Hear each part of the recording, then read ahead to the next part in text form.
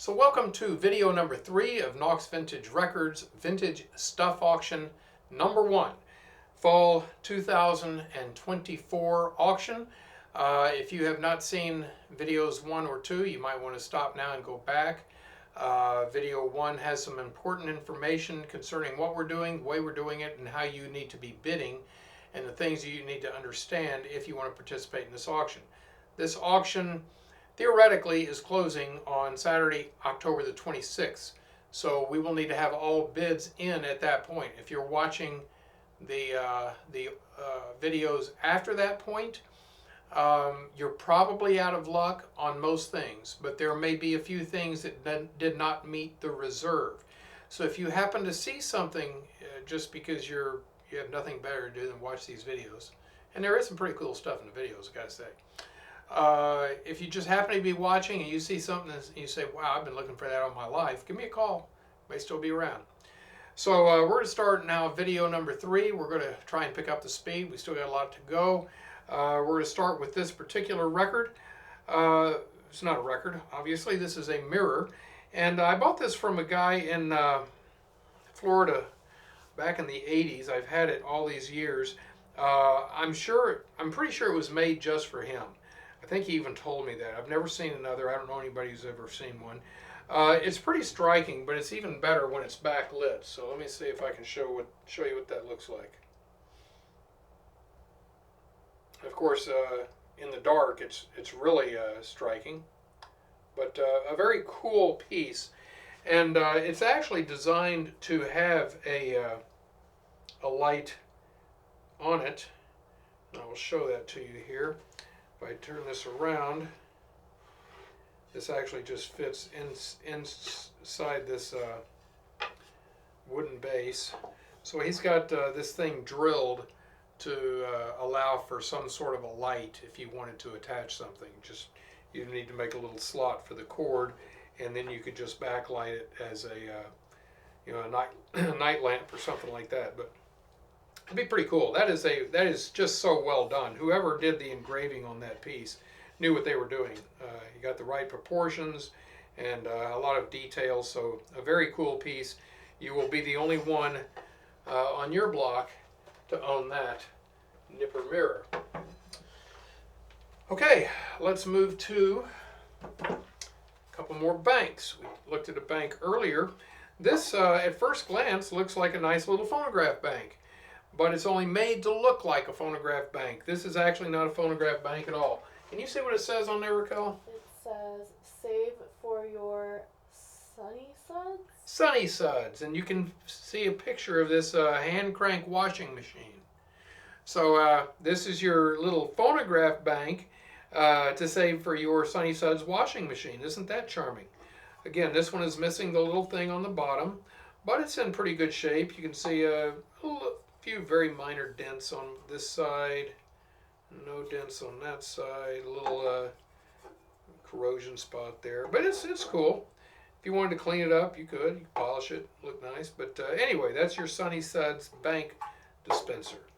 Here is an Edison Chippendale C250 laboratory model bank, and here you have a slot on the back. Now I don't know how you're going to get enough money in this thing to buy a C250. This is a much smaller bank than the others. Maybe you're sliding in $10 Eagles or something. But anyway, there you go. That's a nice little Chippendale Edison bank. Missing the bottom. I don't know why these are all missing the bottom. I guess people bust them open to get the money out and then leave the bank behind. Crazy. A few record dusters here. Very nice Rezona label. I particularly like the dusters that show record labels like this. There's just something about that. Being a record label kind of guy, I like record dusters that show clear record labels, as that one does. Here is Werner Music House. Where are they located? In Mountain, Pennsylvania. Nice little festive Christmas Santa Claus guy with a little kid and a Christmas tree in the background. Fancy brush on the other side. Designer upholstery brush. Okay, here we have RCA Victor, kind of a deco looking example, not as common as that other RCA Victor I showed earlier. All right, so there we go. All right, now we're going to look at something entirely different. Well, we're going to do this first. Get this out of the way before I trip over it. This is an Edison cylinder machine Cygnet horn. What makes this special is this is the number 11, or the 11-panel Cygnet horn, which would go on an Edison Triumph phonograph. I'm going to go ahead and take it apart here so it'll be easier to look at the individual pieces. We have a good decal, both good decals, the patent decal down here and your Edison Triumph decal. I'm sorry I didn't dust all this stuff before we started. If you guys knew what it took just to get to this point, it was a miracle. Right, Raquel? Yes. Oh, yeah. Yeah, pulling all this stuff together from every nook and cranny and trying to get it figured out and catalog and so forth has been a royal pain. But anyway, you're going to get the free dust along with it. You can see some rust spots on the horn. It's a sound horn. No big creases or dents. No holes. Nobody's been shooting through it with a BB gun or anything. Got a little bit of a situation going on down there. That's what your inside looks like. But the Triumph horn was an 11-panel horn. It was one panel larger than what you would normally see on an Edison Standard or Home or Fireside. Here is your elbow. Again, we've got some rust area here and here. But again, I've seen these things all battered up as have you guys, and that one is pretty nice. So if you wanted to restore that, you'd have a beautiful Edison 11-panel home to go with your Triumph. All right. Now, let's move on to something different. I was in a home a few years ago that, in addition to the records and stuff, had a number of very nice World War I posters and banners. So here we have a cloth banner, the Victory Liberty Loan, Industrial Honor Emblem awarded by the United States Treasury Department. Very nice shape. It's got a few little holes in it, some fold marks where it was folded for so many years, but in really nice shape. It's not terribly faded and would look great in your man cave. I've never cleaned this. I've never done anything with it. It's just the way it was when I bought it, and that would come to you probably rolled up in a tube. Okay, here Raquel, read it to me. The Navy needs you. Don't read American history. Make it. U.S. Navy Recruiting Station. Okay, very good. So that's framed inside this. These are kind of adjustable frames. You kind of cut them as you need them. We can see on this side some excess that was folded over. But it's not really, I guess it can be considered part of the poster, but it's kind of maybe a place where you would have your location printed or something, wherever your recruiting station might be. Anyway, a very nice, attractive looking World War I poster. My daddy bought me a government bond of the Third Liberty Loan. Did yours? Is that a Red Cross poster? Let's see what it has in the lower right. No, it is not. Okay, because some of them are Red Cross posters. That one's in pretty good shape. Pretty good. Yeah, I can imagine a little girl saying, "Oh, Daddy, I can't believe you got me a Third Liberty Loan. Oh, that is what I wanted." Yeah, like that ever happened. Okay, this one that we just looked at, just looking back on it, I don't really see any damage on that, but that looks really nice. Okay, here we go with a Red Cross poster. So these guys were the first gentlemen killed on the American side in World War I, the Great War. The first three: give till it hurts, they gave till they died. War Fund Week, $100 million. We see some little bit of a tear there, a few little stains, a few little scuffs, but in pretty good shape. Original wooden frame. On the back, we see a tag, and some of the posters that I bought had this tag. Apparently they came from the Red Cross archive. So what we see here, the American Red Cross National Headquarters, and the identification of the 1918 poster with, I think, maybe an accession number or something. Anyway, there's probably an accession number down here painted on the frame. But they apparently had a big auction and sold off a lot of their stuff, and that's where this came from. All right. Next one.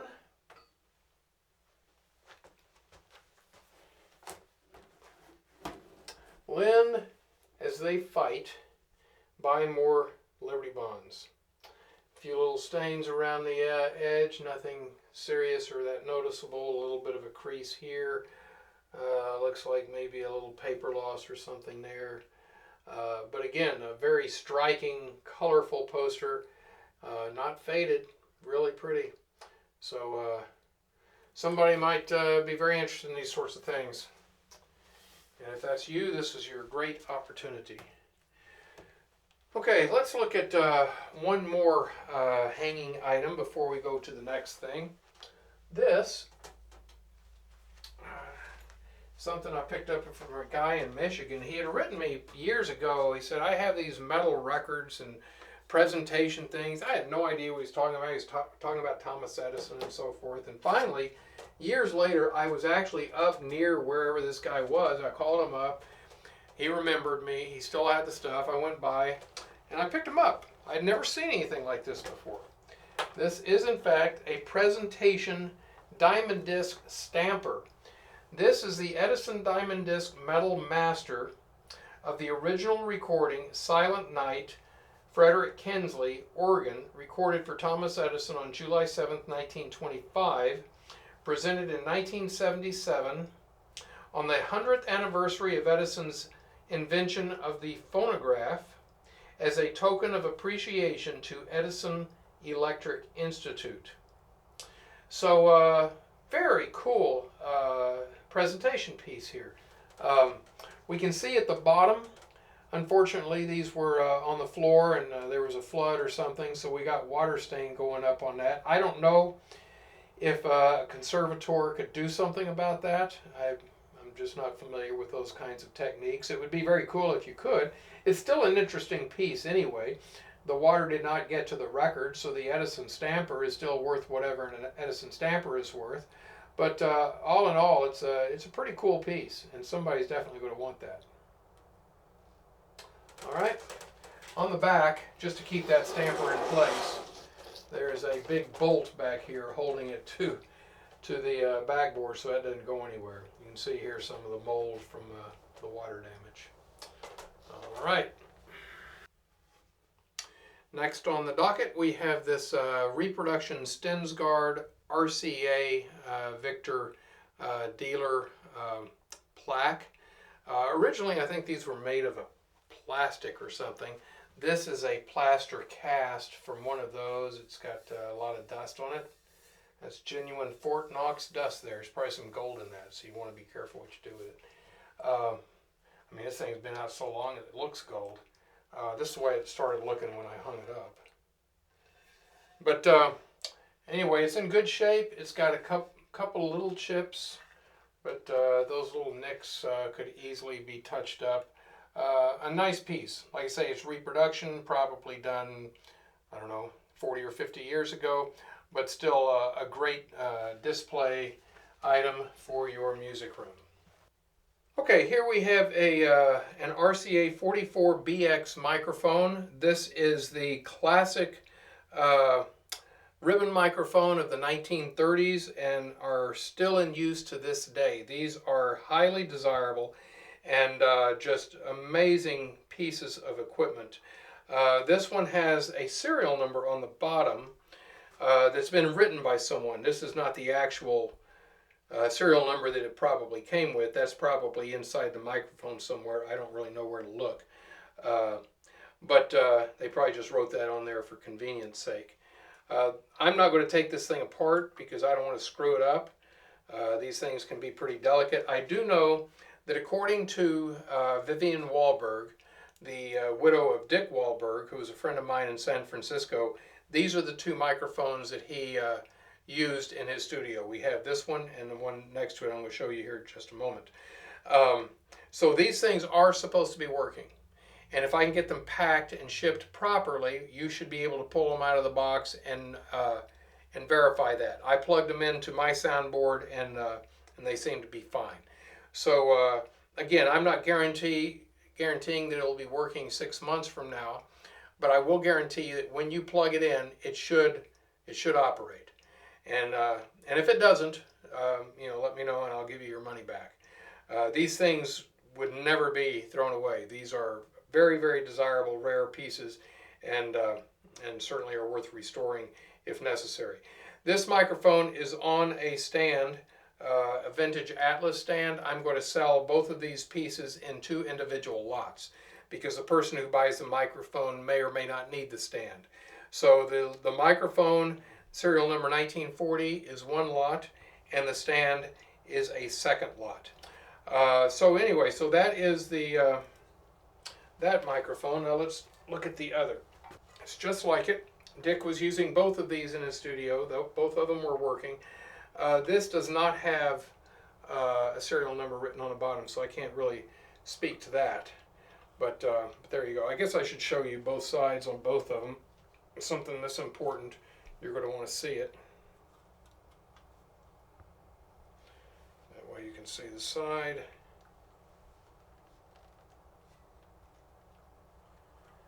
I detach these from the stand when I move them. Carry them in very cushiony boxes back to spring. Okay, so again we have the Atlas stand and the microphone. Both of these will be sold separately. All right. Any questions on that, Raquel? Nope. It's a RCA 44BX. Let's look at this one on the other side as well, since we didn't have a chance to do that a moment ago.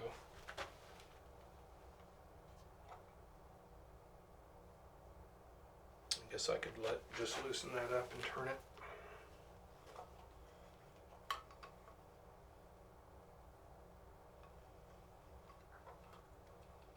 Not much to see, but there you have it. Next up is this horn. This is a brass bell cylinder phonograph horn. It's been polished out by John Duffy, who does a very good job. This has got the diamond plate with the ring hanger on it. I don't know the exact dimensions of this, but in the printed PDF that you will download from the website or can probably open up directly from this video if you click on the more information tab down below, you will see dimensions on all of the things that we are showing you. Just a very, very nice, stunning cylinder phonograph horn. Of course, you're going to need a crane, horn crane, to make use of that. All right, next up, let's go to another one of our cubicles. Why don't we do this one?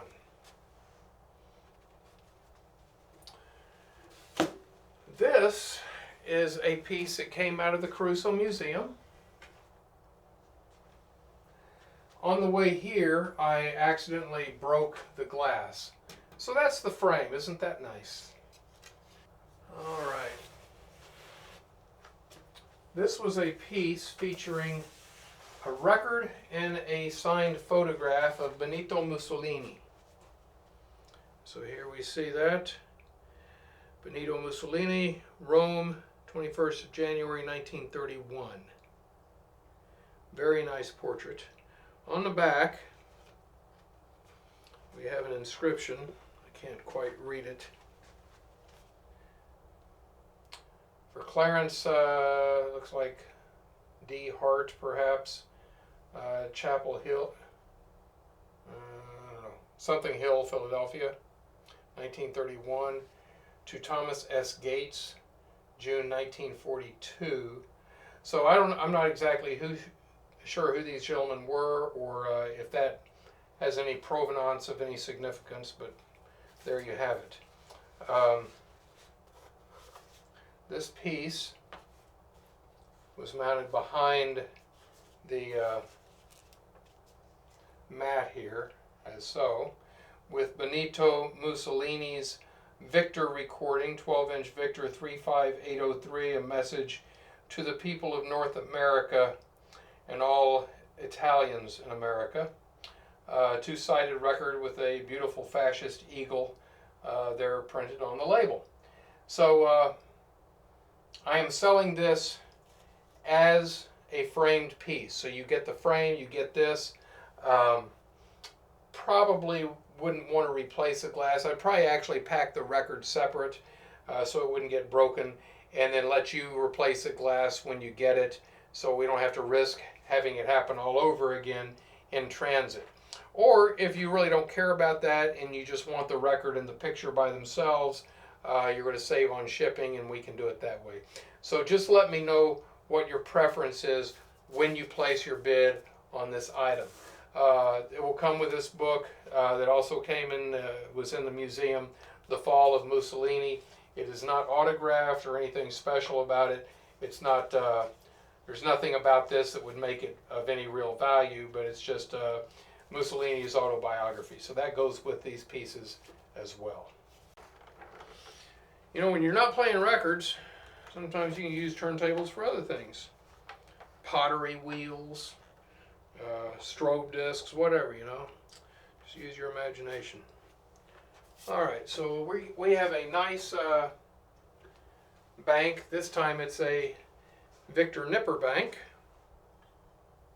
This is a flocked nipper.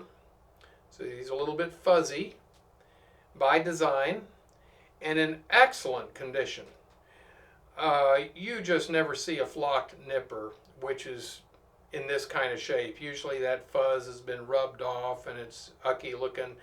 But this one is really, really nice. I don't think I've ever seen a better example. He's got a little bit of rub on the end of his nose, which actually looks normal. So I think maybe that was even designed that way. He even has the little coin holder still in his butt, right? Yeah, there it is. Radio Corporation of America is stamped into it. So somebody's going to really like getting that guy. He's a sharp-looking little dog.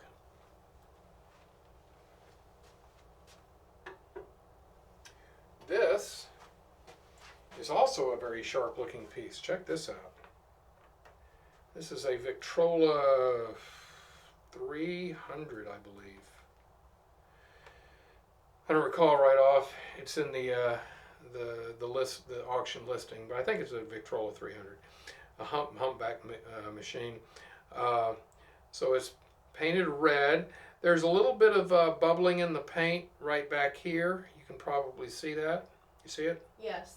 There's a little bubbling on top of the lid here as well, right here. You see that? Yeah.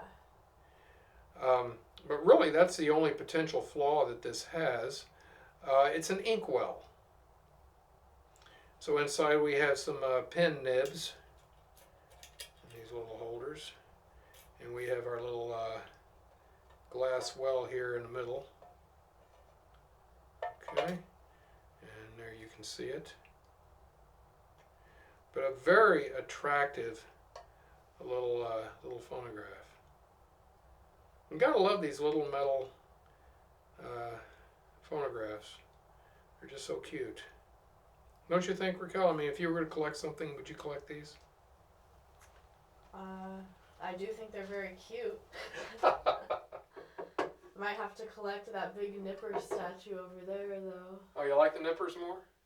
Well, just that one. Yeah, we'll talk about that guy. Here is a another fiber needle cutter. Again, it's a different one than what we have seen thus far. but it works the same as I think that first one I showed you. You slide the bamboo needle into this little slot, and you press down on the deal, and that clips it off, kind of like a little cigar cutter or something. You can see there some patent information on the tab and so forth. And that will come with 12 bamboo needles. All right, so this is really nice. This is an authorized Sonora merchant plaque. It's got a few little chips, it's got a lot of dust. I meant to dust this thing off too. Look at that.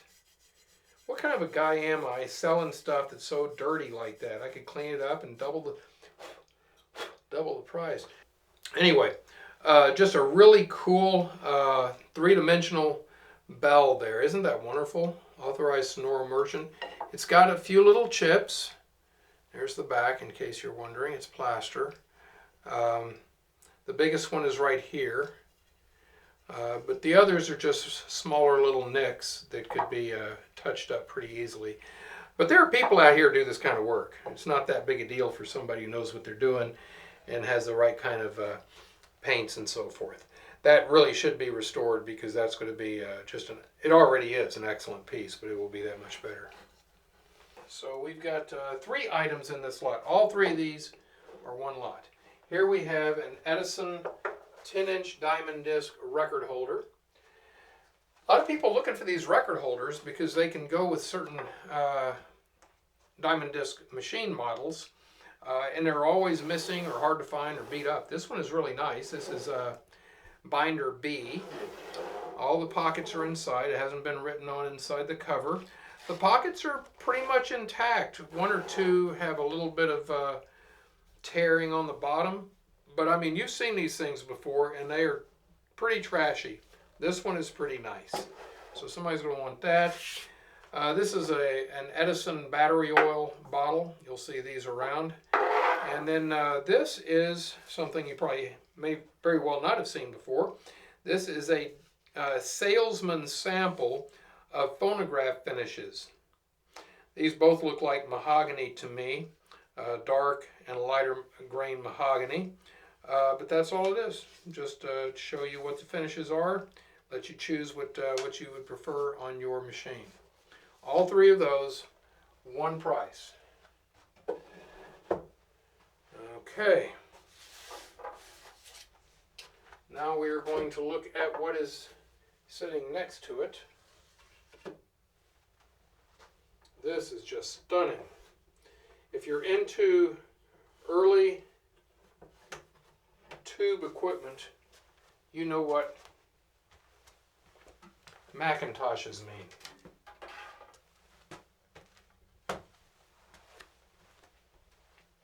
So this is a Mac 30, a 30-watt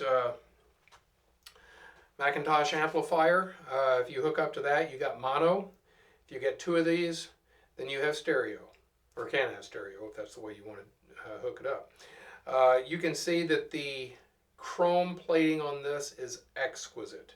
I've had a number of these over the years, but few as nice as the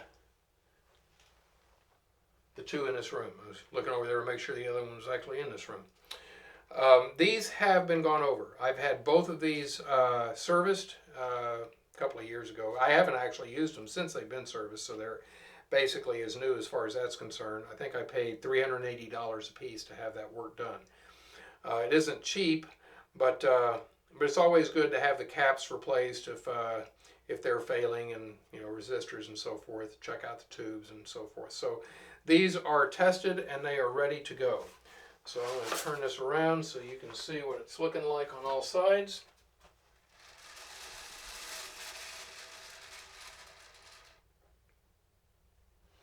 Are you able to get in on that? I can go in further. So we have a little bit of corrosion here on this side. You can see that. Pretty minor, but it's there. Just want to point it out. There's your serial number and McIntosh tag on the back.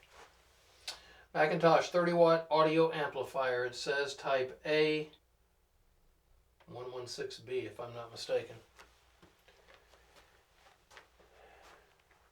This one happens to have a service tag on it from, I think, 1968 right here.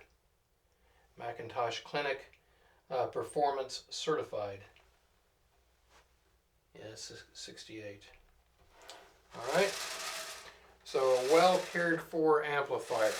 I'm going to tilt it forward a little bit so that you can just kind of see the top. Very, very clean. Mirror-like surface. That's what you're looking for. So this particular model is 21439. So if you want to bid on this one, that's the number you're going to be looking for in the printout. The second one is over here.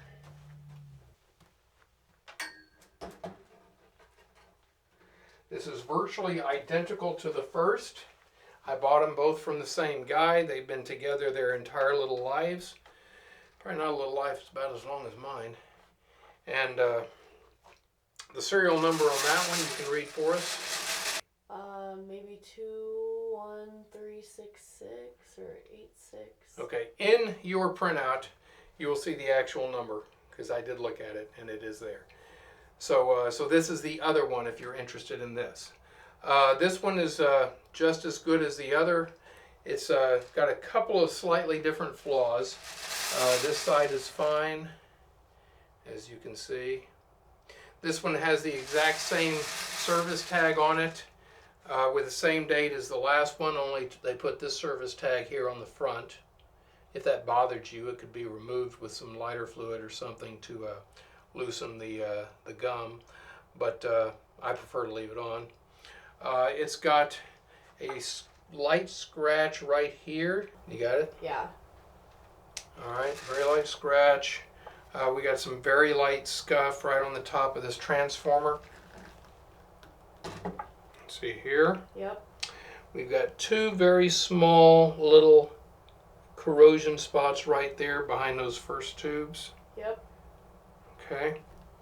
But again, I mean, you compare this to what you've seen on eBay, and this is a gem.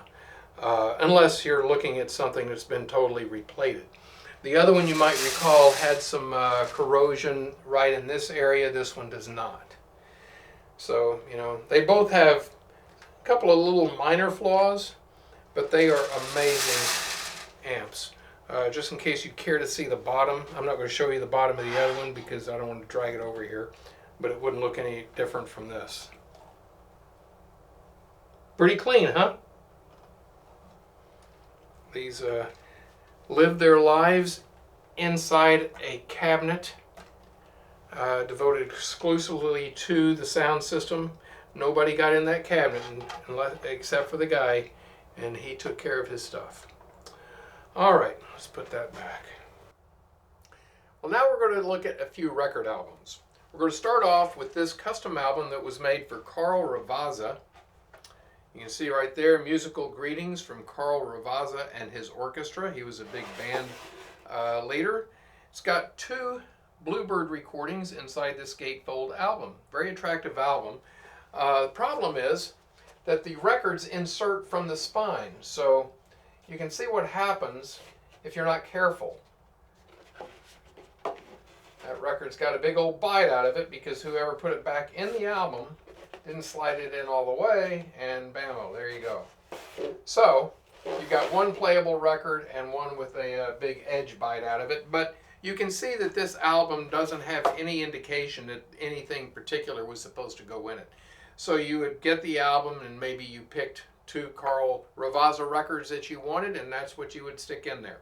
The companies did that. You'll find albums by other artists, like I think I've had Gene Autry, which is just it's got his picture on the front and nothing on the inside to indicate what was in it, no album title or anything like that. I think I've seen that for Bing Crosby as well. So that happened.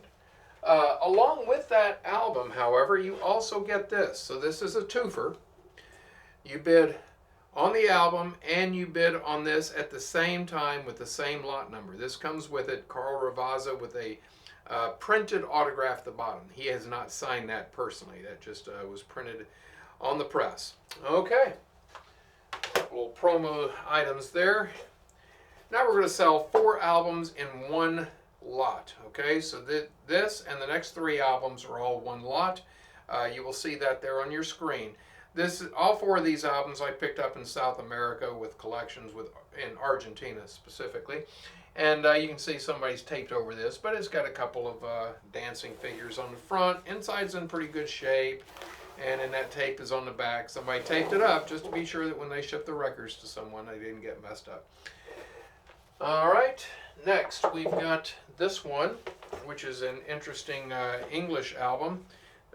Dealer in Liverpool here down on the bottom. It has pockets that hold 2 records. Presumably single-sided. It's divider inside the pocket with a wooden frame around.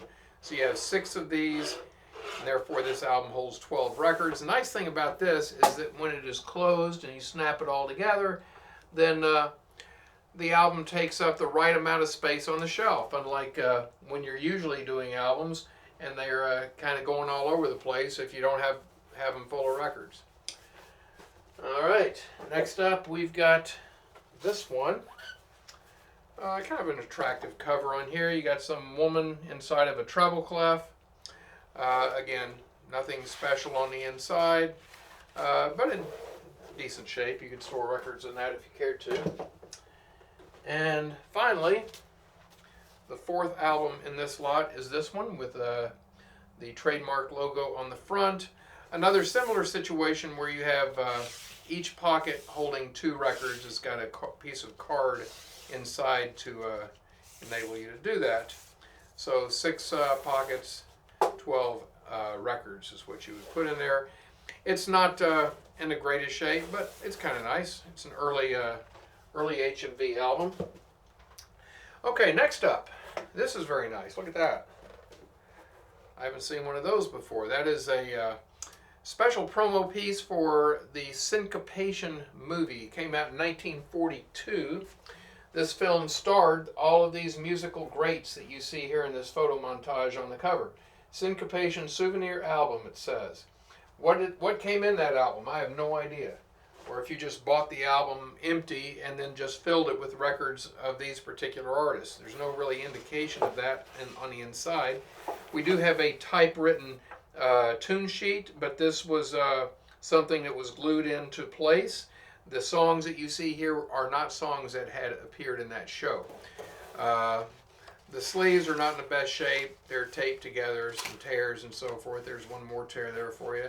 And you know, just a little bit of water damage here on the back. But really what you're buying here is this really beautiful picture, which is in very nice shape. Okay. Looks like the last 10-inch album we have is this one, a Reginaphone album. This was made for a Reginaphone music box phonograph combination. Some of you guys may have one of those. I've had a few of them in the past. But Reginaphone albums, I don't know, man. This might be the only one I've ever seen. Certainly it's the best one I've ever seen. Look at that. You got the little pull tab on the spine. Really nice shape on both sides. Inside is great. The sleeves are not torn, written on, ripped, anything. Nothing's written on either of the covers. I doubt that a record has ever even been inside this album, because you don't find old albums like that of any type in that condition, unless they're basically unused. All right, now we're going to start looking at some 12-inch albums. This is a very nice German gramophone album. You've got not only the dog, but you've also got the little recording angel trademark here. And in very nice shape. Sleeves are good, and so forth. It's got a little bit of curl to the back cover, probably because it hadn't had records in there for a long time. But very nice condition. Here is a similar album, only this one was done for the Russian market. Again, we have the Nipper logo. We've got Recording Angel up here. We've got a little bit of water damage on this. We've got some Cyrillic lettering on the spine. And the inside of this has pockets, which are divided by pieces of card to enable 2 records per pocket. 6 pockets, 12 records. Again, a little water damage in the album, but nothing really too bad. Okay. These are going to go together. 2 albums, 1 lot. This is another album I picked up in South America. This was from Montevideo. A nice dealer information on the front. More of these sleeves that hold 2 records, but this is wood around the edge that they've cut a hole out of, and then you've got these little clips that you put over the record to keep them from falling out. So there's really nothing over the front of the record. Really unusual way of storing records in an album. I don't imagine that this was, you know, the best way to store records. Those little clips probably would have scratched them up, and I don't know, they just don't seem to be terribly well protected.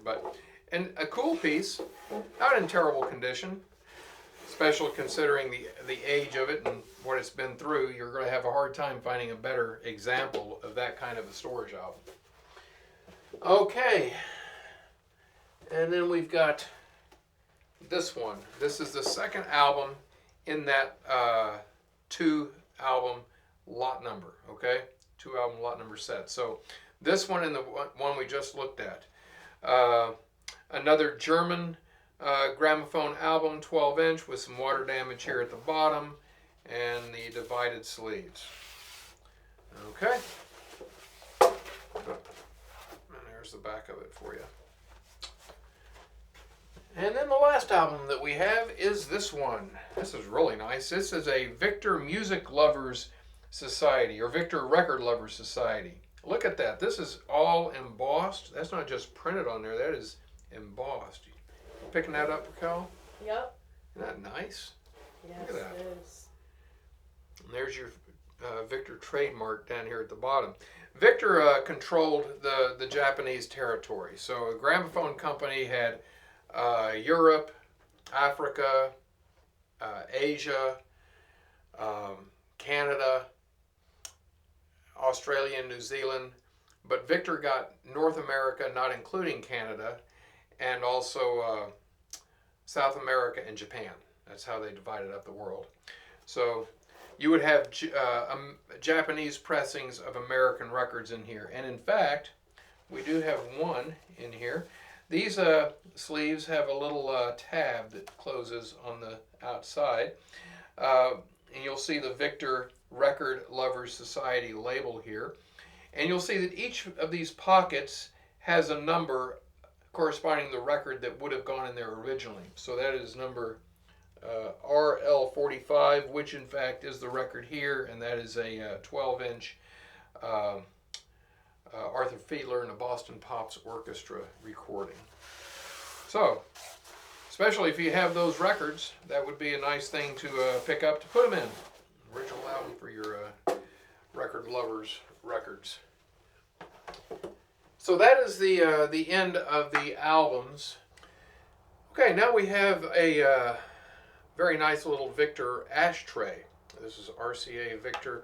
You can see the emblem there on the bottom, that little seal. So this is another little item I picked up in Argentina back in the 90s. It's got, I guess it's a onyx or marble, I'm not sure which, base. No cigarette burns or anything on it. So fortunately nobody's gotten close to that. Remember guys out there, no smoking in here. Alright, so very clean. You can use it for your paper clips. Very nice little nipper dog here. Just in good condition all around. Very nice little piece. I haven't seen one of these in the US. I'm not saying that they weren't issued here or used. I have no idea, but just a nice little promo item. Okay, next up is one of the star attractions in the auction. This is a box for a cylinder that would have been made by this particular cylinder mold. This is a Columbia Graphophone Company cylinder mold. It's got a tag, an inventory tag on it. It says model 876. I'm not exactly sure what that means. I don't know if they all had that.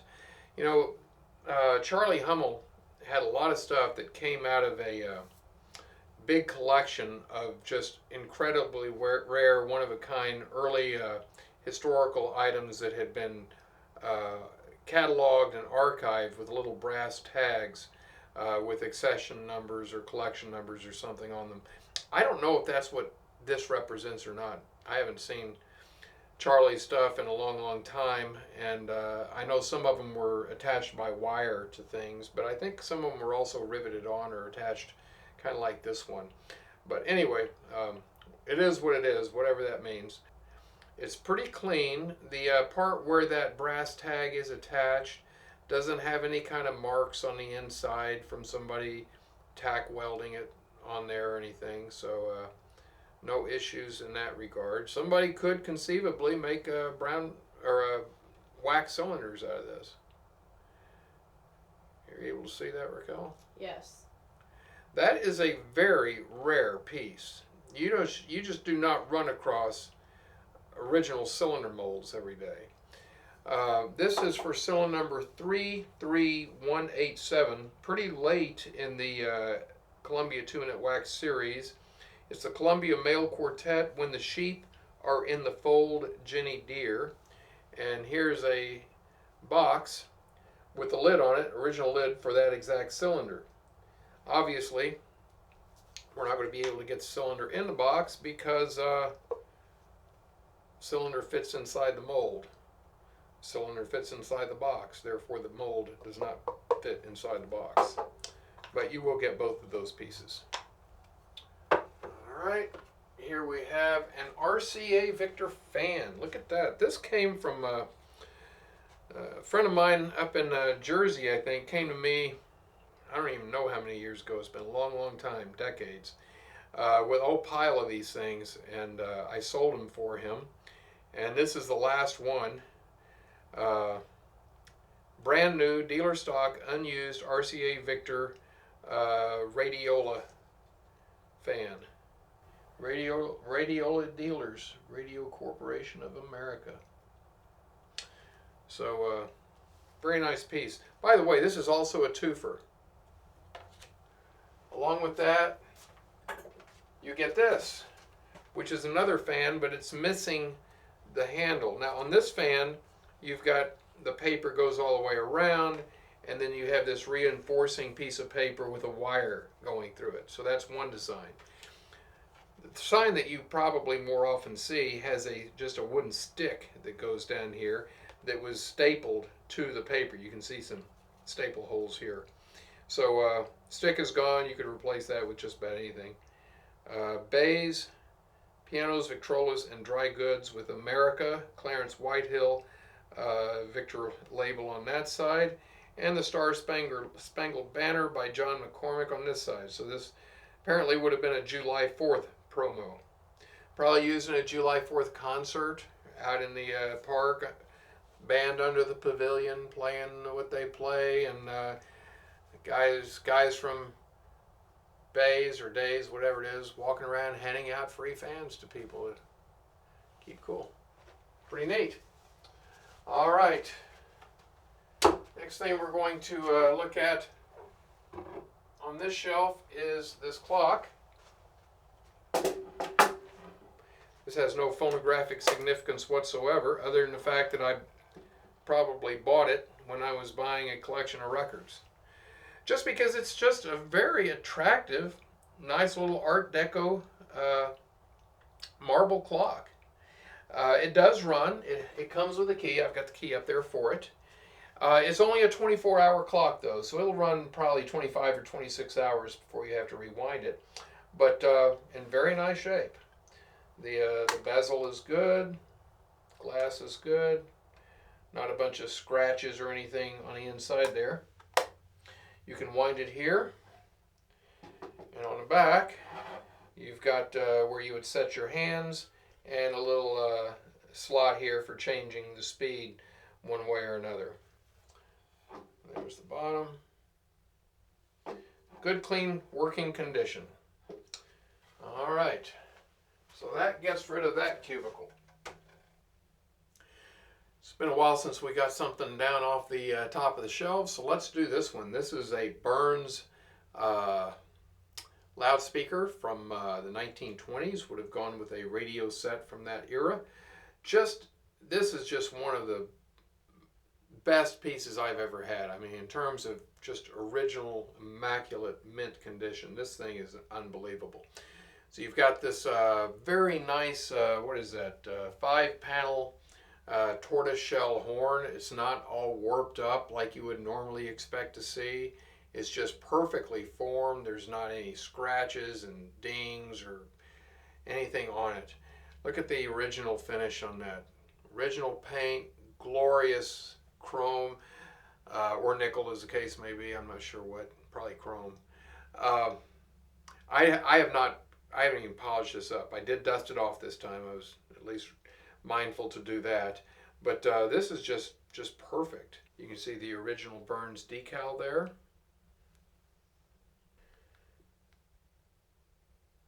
Okay, and then the base of it, we can take a look at that. That also has another Burns decal right here. And these are the posts where you would hook up your wire from your radio so you get your audio feed. And you can see the bottom of it there.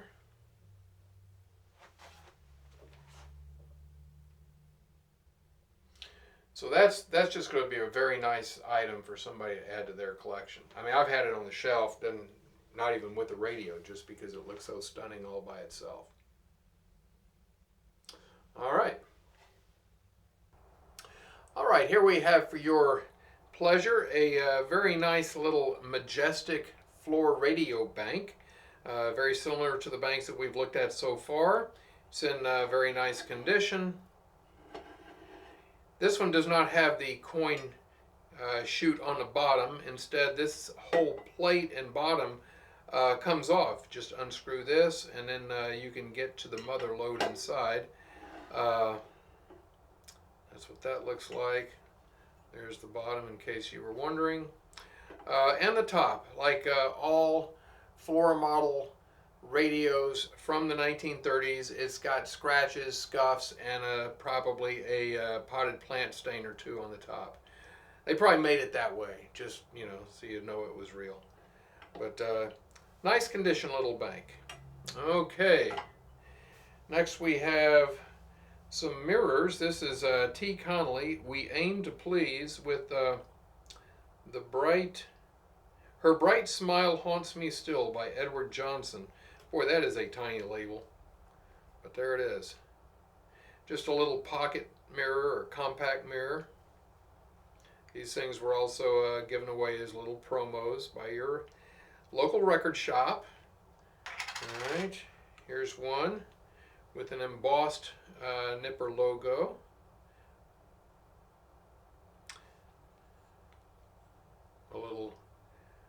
A little bit of marks on the back of the mirror where the silvering is gone, but that's to be expected. It's in good shape. This is a nice one. How about this? Parsons, West Virginia Pathé. Nice condition little mirror there. Again, a little fuzzy on the silvering around the edges, but here we have two mirrors that are going to be sold as one lot. Raquel, you got that one lot for these? Yep. You got that one?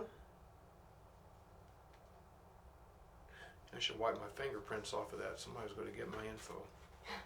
Don't want that to be happening. And then here's that one. These two mirrors, I believe, are recent. This one here, I know, was made in the 1990s.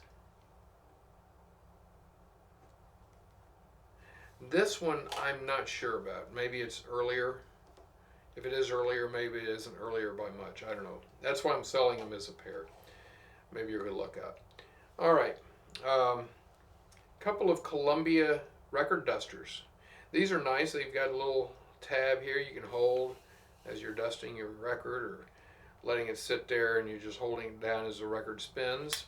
So we've got Columbia records, new process, no scratch, and nice nap on it. And in this one is the same thing, except a little different. This is also a Columbia duster with the pad and the same kind of pad, but it says Columbia Records. And it's got this little hexagonal little holder, whereas this one had a round holder. Both of them have the Magic Notes logo on them. So two different Columbia, and that, by the way, is what we would call oxidized bronze, or not really tiger stripe. That I don't say that they were really trying to do that. Maybe a little bit polishing the tops of the letters to make it stand out. This one doesn't look like it's that way. It looks pretty much bronzed all the way across. But we will see some tiger stripe stuff here directly. These two record dusters come as a set, one lot. Dust off. Why don't you just go dust off? Record cleaner. There you go. It's a wooden thing with a paper label on the top. And here we have the Duster Supreme for cleaning talking machine records. Rochester, New York. That's up in the old Fabrizio territory. Fabrizio was helping me on the phone, him and Mr. Paul, a couple of days ago, about some questions I had on that international Zonophone machine. This duster does not have any information or logo on it itself, but you do get the nice box that goes with it. All right, so let's move on to something different. Okay, let's look at another Caruso caricature. This one is identified as Mr. Centanini. You can see right there on the right side of the drawing. 1910, I believe, is what it says, right? Very nice condition. We got a little tear up here, and we got a little corner detachment going there. A tear up here. It looks like a detached corner, which has been put back into place. But other than the corners, really, really nice shape. Who was Mr. Centanini? I did not know. So I Googled him, and there wasn't much, but I found this. I found the death announcement of Josephine Laura Catherine Josie Ludwig Centanini, who was born in 1875, and she was an opera singer. And I'm not going to read this to you, but I will mention that it says that in June of 1907, this woman became engaged to Count Gian Placido Centanini, this fellow, a wealthy member of Italian nobility with an estate near Rome, amateur conductor, member of the Metropolitan Opera executive staff, and a friend and admirer of Giulio Gatticasaza, who is general manager of La Scala in Milan, and conductor Arturo Toscanini. The reason why I'm pretty sure that this character is this guy is because further down it says that that Miss Centanini, Josephine, who actually had a stage name of someone else. It's probably in here somewhere. I've got it. You'll see it in your printed catalog online. But anyway, she was singing in Pagliacci with Caruso at the Metropolitan Opera from December 31st, 1909 to February 12th, 1910. So she's singing with Caruso in 1910, which is the same date that this was done. So I'm pretty sure that this is Mr. Centanini, her husband. And on the back of here we see an autograph of Michael Siska, 1991, probably the date that he presented this to Aldo Mancusi for the Caruso Museum. This did come out of the museum collection. Here we have the bell of a nice Edison oak Music Master horn. You can see it's in really, really nice shape. It has been refinished. The decals are right here. Those were not removed. We have the original horn hanger and the collar where it would join to the metal Cygnet horn neck. Here's how it looks from the inside. It's been tightened up, no splits or cracks. It's in really good shape and would certainly dress up maybe your Triumph or your Edison home. I don't have the neck for you, I'm sorry. All I have is the bell, but you should be able to find a neck without too much trouble. In fact, I think somebody was reproducing those, if I'm not mistaken. But anyway, that will look very nice in your record room. Well, that ends video part 3 of Knox Vintage Stuff Auction number 1. We are going to go reconfigure a few things and be right back for part number 4.